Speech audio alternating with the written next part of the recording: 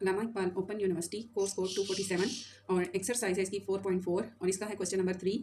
अहमद अली ने अपने घर जिसकी कीमत 75 लाख रुपए थी 4 साल मुद्दत के लिए 2% की शरह से इंश्योर कराया। ठीक है, अहमद अली के पास एक घर था और उसकी कीमत 75 लाख रुपए थी। 4 साल मुद्दत के लिए इसने अपने घर की इंश्योरेंस करवाई थी। कितनी पे? 2% की शरह पे। अगर कीमत में कमी की शरह 10% सालाना हो तो यानी हर साल 10% जो है वो उसमें कमी होती हो तो इसने 4 साल में कंपनी को क्या रकम अदा की।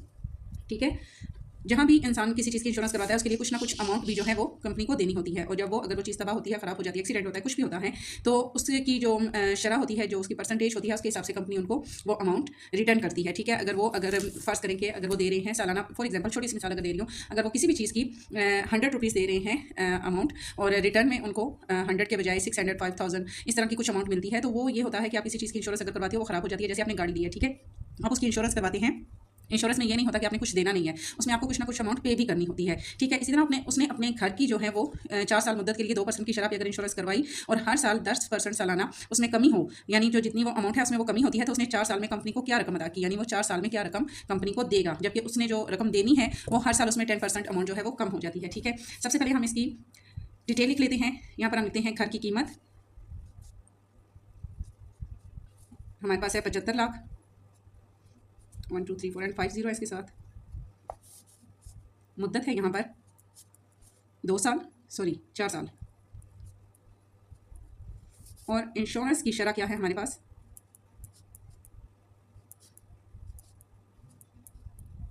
इंश्योरेंस की शरह है 2% और एक और अमाउंट इसमें हमें दी गई है कि 10% सालाना जो है उसमें कमी होती है।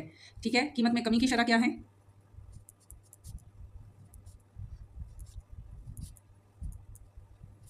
कीमत में कमी की शरह है हमारे पास 10%। ये चीज़ हमारे पास डिटेल में आ गई। पहले साल की इंश्योरेंस हम फाइंड करेंगे इसमें, पहले साल की इंश्योरेंस। ठीक है, पहले साल में वो कितनी अमाउंट दे रहा है इज इक्वल टू क्या है? 2% के हिसाब से।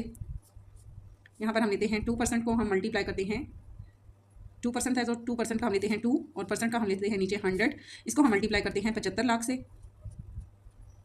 ठीक है, यहाँ हमने अमाउंट लिख ली। यहाँ हम लेते हैं 2 को हम डिवाइड करते हैं 100 पे और मल्टीप्लाई करते हैं हम इसको 75 लाख से, इज इक्वल टू हमारे पास आएगा इसका 1,50,000 रुपये, 1,50,000 रुपये।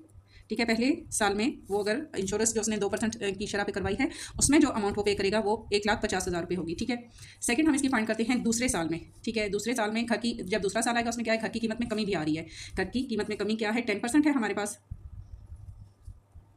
घर की कीमत में कमी इज इक्वल टू हमारे पास है 10%, क्योंकि एक साल की तो हमने फाइंड कर ली। ठीक है, बगैर किसी हमने इसके कटिंग के हमने पहले साल की फाइंड करनी है। इसमें हमने 10% नहीं लेना क्योंकि पहले साल की है वो हमने पूरी इसमें ली, लेकिन हर साल के बाद एक साल अब गुजर चुका है, दूसरा साल अभी स्टार्ट हो रहा है तो इसमें हमारे पास 10% कमी हो रही है। सेकंड ईयर में हमने इसको फाइंड करना है कि 10% इसकी जब कमी होती है तो देन हमारे पास जो टोटल अमाउंट है वो क्या बनती है।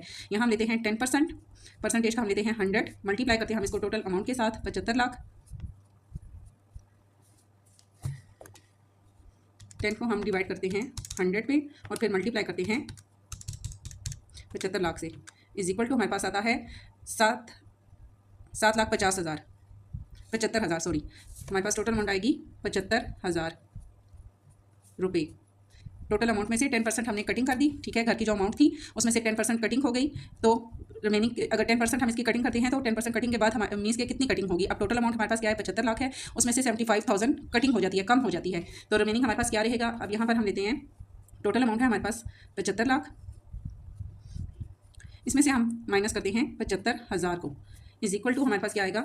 75,000 को माइनस करते हैं 75 लाख से, इज इक्वल टू आता है हमारे पास 7425 एंड 000। ठीक है, अगेन से मैं इसको कर लेती हूँ। हमारे पास है 75 1 2 3 4 एंड 5, इसमें से हम माइनस करते हैं 75 1 2 एंड 3 इज इक्वल टू हमारे पास आता है 7425 एंड 000, 7425 एंड 000 रुपये। अब कटिंग होने के बाद जो रिमेनिंग अमाउंट है वो हमारे पास क्या आ जाएगी? 74,25,000 रुपये। ठीक है, अब उसमें से टोटल अमाउंट में से 10% कमी के बाद ये अमाउंट हमारे पास नई अमाउंट आ गई है घर की जो हमारे पास नई अमाउंट है, इसी के हिसाब से हम देखेंगे नई कीमत हमारे पास आ गई है। इसको मैं यहाँ फाइंड कर देती हूँ, नई कीमत। ठीक है, ये हमारे पास घर की आ गई है नई कीमत। अब उसने टोटल जो घर है उसकी जो पेमेंट करनी है वो 10% कमी के बाद जो हमारे पास अमाउंट आई है नेक्स्ट ईयर में वो हमारे पास है 7425 एंड 000। अब हमने क्या फाइंड करना है? दूसरे साल की इंश्योरेंस की कीमत हमने फाइंड करनी है। पहले साल की हमने फाइंड कर ली है, अब यहाँ पर हम देखते हैं दूसरे साल की इंश्योरेंस की कीमत किस हिसाब से हम ले रहे थे, इंश्योरेंस की कीमत 2% के हिसाब से। ठीक है, ऊपर भी हमने यहाँ 2% के हिसाब से ली है, यहाँ भी हम 2% के हिसाब से ही दूसरे साल की कीमत को फाइंड करेंगे। यहाँ हम लेंगे 2 और नीचे हम लेंगे परसेंटेज का 100, मल्टीप्लाई करेंगे हम इसको किसके साथ, नई अमाउंट जो हमारे पास आई है हम उसके साथ इसको मल्टीप्लाई करेंगे। ठीक है जी, न्यू प्राइस हम यहाँ पे दिखते हैं 7425 एंड 000।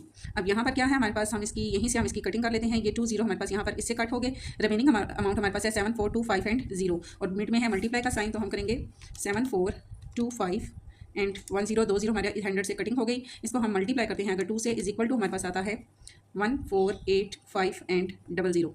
ठीक है, ये अमाउंट आ गई हमारे पास रुपये में।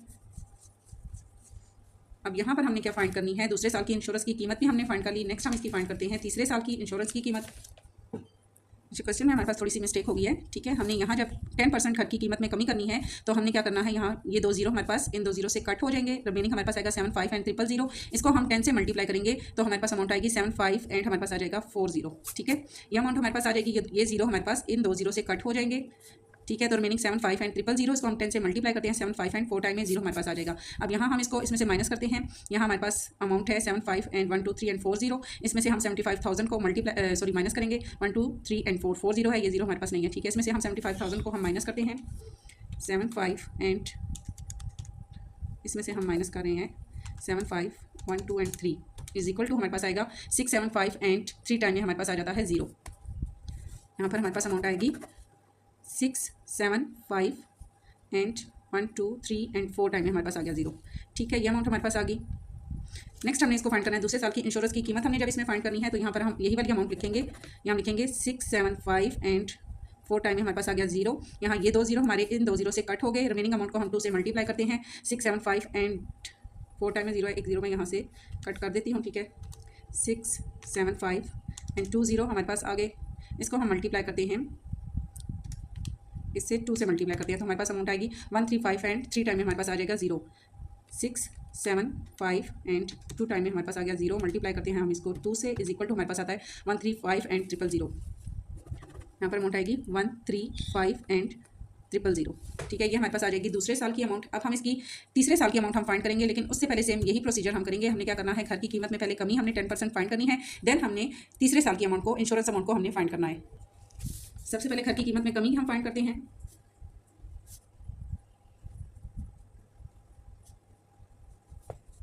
इज इक्वल टू हमारे पास क्या है, कमी हमारे पास है हर साल 10% कम होती है।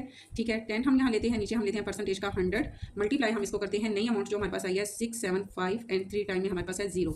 ठीक है, यहाँ पर भी यही चीज़ हम कर लेते हैं। यहाँ पर हम ये 2 0 इन 2 0 से कट करते हैं, इसको हम 10 से मल्टीप्लाई करते हैं, इज इक्वल टू हमारे पास आएगा 675 एंड अगेन से 3 टाइम में हमारे पास आ जाएगा 0 रुपये। कटिंग होने के बाद भी सेम वही अमाउंट हमारे पास दोबारा आ जाएगी। कमी के बाद नई रकम हमारे पास क्या आएगी, नई रकम, घर की जो नई रकम है, ठीक है, वो हमारे पास आ जाएगी 675 एंड 3 टाइम में हमारे पास आ गया 0। अब टोटल पहले हमारे पास अमाउंट क्या थी, घर की पहली अमाउंट हमारे पास थी 675 एंड 4 टाइम में 0, माइनस हम इसमें से करते हैं 675 एंड 3 टाइम हमारे पास है 0, इज इक्वल टू अब टोटल अमाउंट जो पहले की थी घर की नई रकम, उसमें से जो मजीद 10% हमारे पास जो कम हुई है उस अमाउंट को हम इसमें से माइनस करेंगे। 675 एंड 4 टाइम में 0 माइनस हम करते हैं 675 एंड 3 टाइम में 0, इज इक्वल टू हमारे पास आता है 6075 एंड 3 टाइम में हमारे पास आ जाता है 0। 6075 एंड 3 टाइम में हमारे पास आ गया 0, ये हो गया हमारे पास रुपये। ठीक है, कमी के बाद अब घर की नई अमाउंट जो हमारे पास आई है वो है 6075 एंड 3 टाइम में हमारे पास है 0। अब तीसरे साल की इंश्योरेंस की रकम हम फाइंड करेंगे। तीसरे साल की इंश्योरेंस की रकम सेम वही हम लेंगे, 2% शरह थी, परसेंट का हमारे पास आ गया 100, मल्टीप्लाई करेंगे नई अमाउंट जो हमारे पास घर की आई है उसके हिसाब से 6075 एंड 3 टाइम में हमारे पास आ गया 0। अब यहाँ हमने क्या करना है, अब ये 2 0 हमारे इन 2 0 से कट हो गए, इसको हम 2 से मल्टीप्लाई करेंगे। 6075 0 को हम मल्टीप्लाई करेंगे 2 से, इज इक्वल टू हमारे पास आता है 1215 एंड 00, 1215 एंड 00 रुपये। ठीक है, ये चीज़ हमारे पास आ गई। अब है चौथे साल की इंश्योरेंस की कीमत। ठीक है, चौथे साल की इंश्योरेंस की कीमत हमारे पास 0 होगी, क्योंकि चौथे साल में उन्होंने 4 साल के लिए करवाई थी और जो इंश्योरेंस की अमाउंट है वो हर साल गुजरने के बाद 10% कम होनी थी। अब चौथा साल चूँकि अभी स्टार्ट नहीं हुआ, चौथे साल तक थी, चौथे साल की एंडिंग तक नहीं थी, तो चौथे साल की जो हमारे पास इंश्योरेंस की रकम आएगी वो आएगी 0।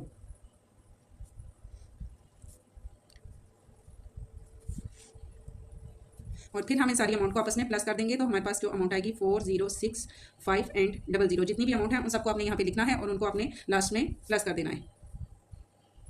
ठीक है, जैसे कि चौथे साल की हमारे पास आ गई इक्वल टू 0, अमाउंट हमारे पास है 1 लाख, पहले आई 50,000, फिर है हमारे पास 135 एंड 3 टाइम में 0 प्लस 121 एंड 5 टाइम में 0।